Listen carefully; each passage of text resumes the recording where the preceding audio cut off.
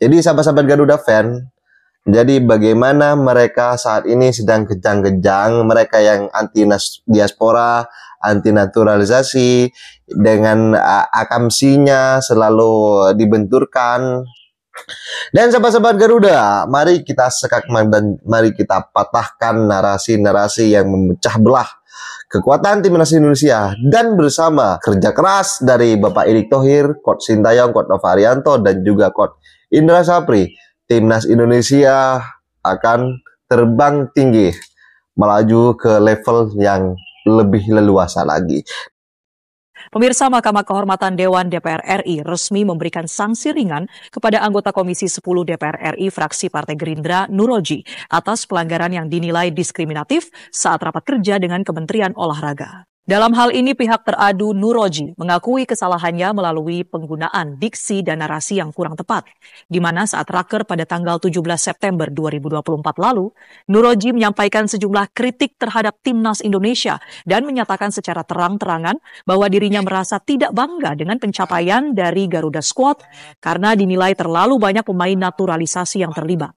Untuk itu, menurut Ketua MKD DPR RI Nazarudin Degam menyatakan bahwa Nuroji telah resmi dinyatakan bersalah dan dijatuhi sanksi ringan, yakni teguran secara tertulis dari MKD atas pelanggaran yang dilakukan. Nuroji terbukti bersalah dan melanggar pasal 281 ayat 2 Kode Etik DPR RI. Sepak bola perempuan harus sama besarnya dengan sepak bola PSSI. Saya tidak ada pernah menganaktirikan kalian. Nunggu sejenak ini belum saatnya. Serasa ku ingin katakan pada dunia, seberapa ku inginkanmu.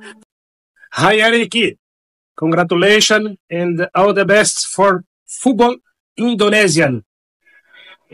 Ciao. Hi Eric, my friend. Congratulations and all the best for the football Indonesia. Hope see you soon.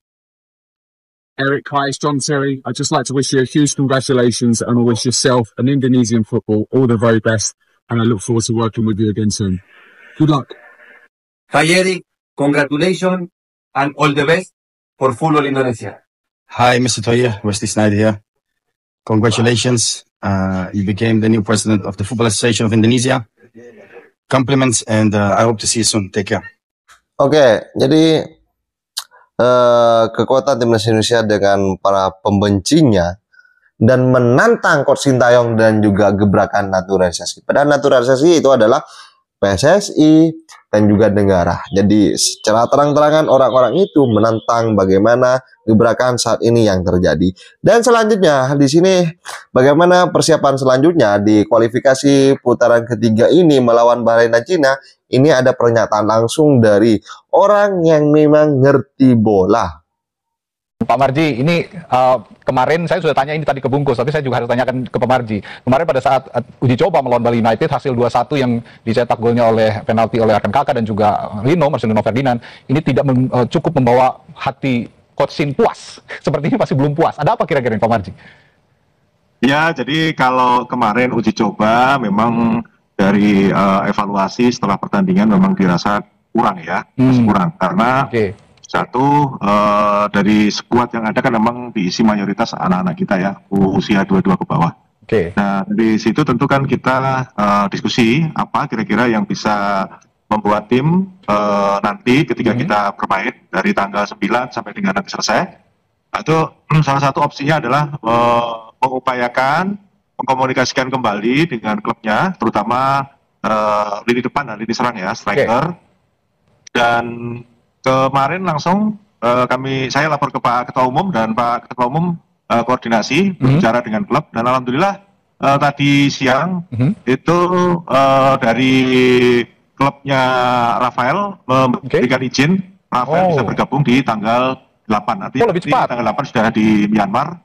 Dan insya Allah mungkin tanggal 9 kalau memang dirasa perlu itu bisa diturunkan. Kira-kira seperti itulah ya. Jadi setelah evaluasi kemarin. Mengumumkan bahwa Rafael Struijk akan bergabung ya untuk pertandingan pertama melawan Myanmar nanti. Sejak tanggal 8 sudah bisa bergabung. Tentu saja ini jadi angin segar, jadi kabar gembira untuk tim nasional U22 yang akan berlaga di Piala AFF. Tapi memang PR-nya kemarin itu pada saat uji coba lini depan, ataukah memang aliran bola dari lini tengah yang kurang optimal, Pak Marji?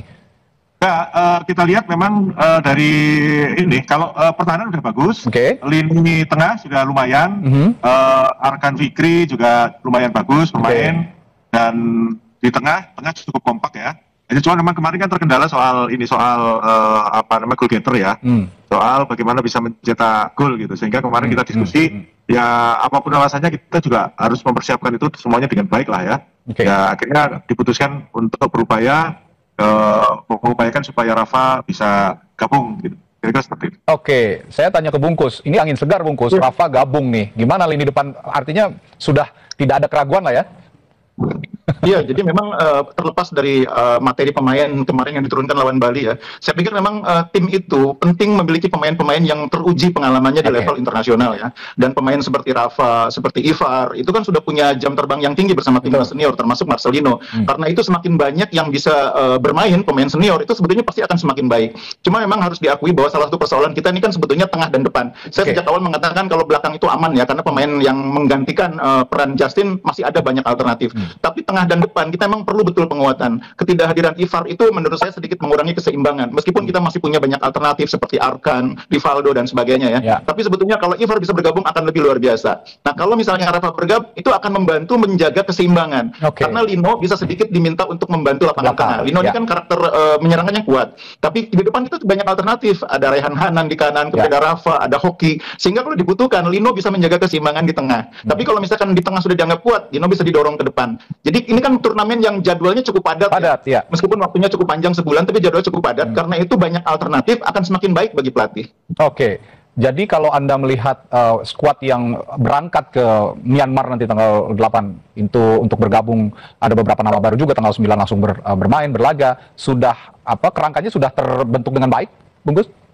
Iya, sebetulnya sejak nama-nama dipanggil, bayangan kita juga sudah terbentuk siapa yang akan main gitu ya. Cuma kemudian agak sedikit bergeser ketika Ivar tidak jadi bergabung, Justin tidak jadi bergabung, Rafa juga dikabarkan terlambat bergabung, agak sedikit berubah. Nah sekarang dengan pastinya tidak bergabung Ivar, Justin, dan Rafa bergabung, saya pikir orang sudah bisa meraba kira-kira akan seperti apa timnya. Nah materi yang sekarang ini lumayan kuat ya, meskipun tetap kalau menurut saya, jangan berpikir tentang target juara dulu. Berpikir lolos dari fase grup, dan kalau bisa masuk final, itu dulu. Jangan berpikir untuk lolos untuk juara dulu, tapi lolos dari fase grup dan bisa terus menggapai target sampai masuk ke final. Memang seperti itukah targetnya, Pak Marji? Ya betul lah, kira-kira seperti itulah ya.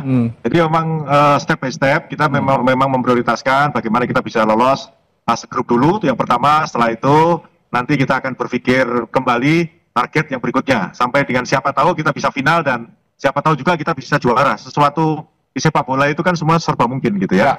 Ya semua kita akan berupaya dan berusaha sebaik mungkin lah. Ya ini target realistis juga bahwa ya yang penting fokus dulu ya, fokus. Dan tadi kalau kita berbincang beberapa hari lalu Pak Marji, bahwa Coach Shin itu sebenarnya memberikan fondasi di dalam tim itu adalah kedisiplinan dan juga komitmen gitu. Sejauh ini apakah itu sudah terbentuk untuk anak-anak U22 ini?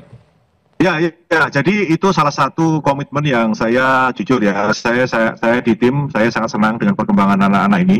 Yang pertama komitmennya adalah bagaimana supaya anak-anak ini betul-betul kuat dalam hal pertama kuat fisiknya, kedua kuat mentalnya. Dua hal itu selama TC kemarin boleh dikatakan perkembangannya setiap hari itu sangat meningkat. Dan itu bisa dirasakan. Itu adalah bagaimana skillnya para pemain ya. Saya lagi mengisi skillnya para pemain dengan taktik dan strategi yang memang sudah dipersiapkan oleh Coach Shin. Tentu bermain dengan contoh misalkan Myanmar, terus nanti dengan Laos, selanjutnya dengan Vietnam, tentu berbeda-beda caranya. Itulah yang saat sekarang ini dipersiapkan dengan baik oleh tim kepelatihan, tim analis semuanya sudah bekerja, dan sekarang ini fokusnya adalah bagaimana mengisi skillnya para pemain dengan strategi yang memang akan dipersiapkan khusus untuk fokus pertama kita melawan Myanmar. Kira-kira seperti itu. Oke, Pak Marji tadi juga saya sempat bahas dengan Bungkus soal regenerasi, bahwa ada 4 pemain yang pada saat training camp ini mengalami cedera dan akhirnya tidak bisa ikut dalam skuad timnas di Myanmar nanti. untuk melakoni laga awal di Piala AFF. Tapi ini juga perlu ada regenerasi begitu ya dengan pemain-pemain tidak hanya yang dari diaspora ataupun abroad gitu, tapi pemain-pemain yang berlaga di liga lokal. Nah, bagaimana menjaga keseimbangan bahwa federasi sendiri PSSI punya misi untuk regenerasi, tapi juga memiliki target yang juga bisa tercapai. Kira-kira bagaimana menyimbangkan itu? Ya, itu adalah PR kita semuanya. Federasi juga punya PR khusus berkaitan dengan menyiapkan regenerasi ke depan yang lebih baik. Maka saat sekarang ini federasi sangat mendorong khususnya satu peningkatan kualitas di liga, mulai dari Liga 1, Liga 2, Liga 3, dan sekarang ada Liga 4. Tentu itu juga dibarengi dengan adanya youth diperkuat, sehingga dengan adanya itu semua pasti nanti akan berkesinambungan. Ditambah juga yang harus kita ingat bahwa turnamen-turnamen memang harusnya dijadikan salah satu opsi terbaik untuk diperbanyak. Saya melihat contoh seperti di Sumatera Utara. Di Sumatera Utara itu turnamennya cukup banyak, Asprofnya cukup aktif, sehingga dengan adanya itu mendorong anak-anak kita itu betul-betul dia mau menyalurkan hobinya dan ada keinginan untuk mencari pekerjaan dari sepak bola. Jadi sebenarnya hal-hal itulah yang harus didorong ya. Saya juga artinya berkaitan dengan hal yang youth ini berharap sih semua Asprof bisa menjalankan sesuai dengan apa yang diinginkan gitu ya. Semua sebenarnya sudah ada ya realnya. Sekali lagi hal-hal seperti ini bukan hanya Sumatera Utara saja, tetapi di Asprof lain juga sudah mulai menjalankan hal yang sama. Artinya memperbanyak turnamen-turnamen yang ada di negara kita. Itu salah satu opsi yang terbaik. Sehingga akan muncul talenta-talenta baru yang bisa kita panggil, bisa kita seleksi untuk timnas. Baik itu dari usia 16, lantas 17, 19, dan seterusnya lah, kira-kira seperti itu. Oke, itu untuk kelompok umur yang juga akan dioptimalkan. Kalau Pak Marji bilang youth tadi ya. Nah, Pak Bungkus, tapi kalau melihat, balik lagi bicara regenerasi begitu, scouting yang dilakukan oleh federasi sejak saat ini, baik oleh PSSI, itu sehingga kita bisa juga melihat potensi-potensi pemain yang bermain di liga lokal, tidak hanya yang abroad begitu ya. Bagaimana scouting yang sudah dilakukan sejauh ini oleh federasi? Ya, di sini saya pikir penting sekali kita menghidupkan peran badan tim nasional ya. Tentu pasti sudah ada badan tim nasional ya, tapi perannya harus lebih dihidupkan lagi. Nah, perannya itu bisa hidup kalau kompetisinya banyak. Karena pasokan data bagi badan tim nasional itu melalui hasil talent scouting yang didapat dari kompetisi. Dan itu tidak cukup hanya Elite Pro Academy. Elite Pro Academy itu cuma berapa klub sih? Berapa pemain yang terlibat? Mungkin cuma ratusan jumlahnya. Sementara di usia muda itu ada jutaan pemain yang bermain di berbagai event, dan itu banyak yang eventnya tersebut tidak terpantau. Nah, saya pikir memang harus didorong PSSI kepada setiap Asprof itu untuk memberi ruang bagi digelarnya event usia muda ya. Jadi istilahnya event usia muda ini kan pintu masuk sebelum mereka nanti berkarir profesional. Jadi sebelum mereka menjadi pemain Elite Pro Academy, mereka harus bertarung dulu di level kompetisi atau turnamen-turnamen lokal. Makanya kalau saya sih mendorong usia muda itu tidak hanya digarap oleh PSSI, tapi juga melibatkan pemangku kepentingan yang lain. Dulu seperti yang sering saya ceritakan, Menpora itu juga punya Piala Menpora yang menghasilkan banyak generasi pemain yang sekarang main di Liga 1, ada Beckham dan sebagainya gitu ya. Nah, itu harus dihidupkan lagi. Jadi tidak cukup hanya PSSI, stakeholder yang lain itu harus dilibatkan, termasuk keluarga. Karena usia muda itu investasi di mana yang paling berperan itu keluarga. Nah, tapi sekali lagi bukan masalah kompetisinya saja, juga tata kelolanya tentu menjadi sangat penting. Badan tim nasional harus punya bank data yang kuat. Sehingga ketika katakanlah kita mau memanggil tim yang usianya 23 tahun ke bawah, itu tidak perlu hanya menunggu dari hasil kompetisi pemantauan. Tapi BTN sudah bisa menyodorkan kepada pelatih, ini 10 pemain terbaik di usia 23 yang mainnya back kiri, karakternya masing-masing apa. Ini 10 pemain terbaik yang mainnya posisinya back tengah, karakternya apa. Yang satu main kaki kiri, yang satu main kaki kanan, yang satu headingnya bagus. Itu datanya lengkap di BTN. Sehingga pelatih tinggal memilah dari data itu, oh saya mau pemain yang karakternya kaki kanannya kuat, mendampingi misalnya pemain yang sudah ada, Ferrari. Saya mau back tengah yang jangkung, yang duelnya bagus. Nah, tinggal dipilih dari bank data. Saya yakin sih pasti sudah dilakukan ya. Cuma harus lebih intens lagi pendataannya, karena saya yakin sekali di luar sana masih banyak pemain kita, terutama di kampung-kampung, yang punya potensi, tapi mungkin belum terpantau. Ya, dan dalam sepak bola modern, termasuk Coach Shin juga saya memperhatikan bahwa pemain-pemain yang versatile, yang bisa mengisi banyak lini itu diperlukan dalam sepak bola modern. Kira-kira menurut Bungkus, dalam ajang AFF ini akan ada bibit-bibit baru yang bisa juga versatile seperti pemain-pemain timnas senior yang berlaga di kualifikasi Piala Dunia?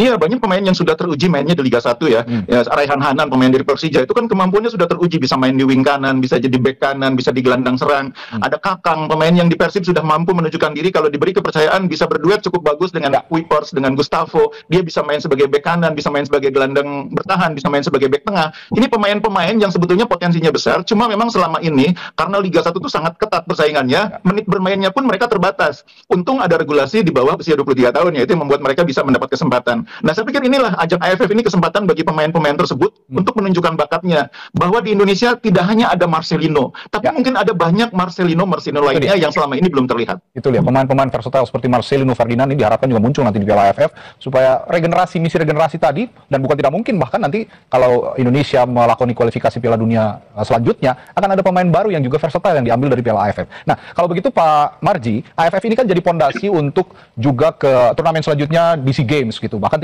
bukan tidak mungkin juga nanti kalau memang ada yang bagus bisa di scouting juga untuk kualifikasi Piala Dunia. Sejauh ini apakah pondasi itu sudah terbentuk untuk next level untuk SEA Games misalnya?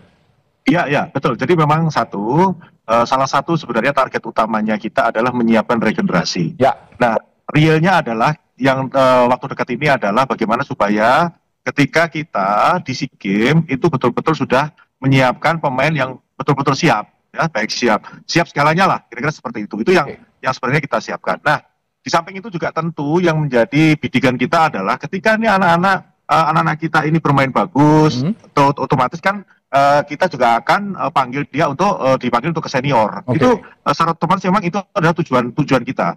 Sehingga dengan adanya mempersiapkan anak-anak kita di usia 22 ke bawah ini untuk AFF ini ya salah satu hal yang memang tujuannya supaya apa yang kita inginkan selama ini berkaitan dengan regenerasi itu betul-betul ada dan terbukti gitu loh. Kira-kira seperti Oke, sahabat Garuda, saya rasa cukup statement kali ini. Jadi bagaimana tanggapan kalian? Silahkan ditulis di kolom komentar. Dan jangan lupa like dan subscribe channel ini agar kalian tidak ketinggalan informasi penting khususnya timnas Indonesia. Salam sepak bola keren, salam sepak bola bersih. Garuda Jaya bersama saya. Salam olahraga.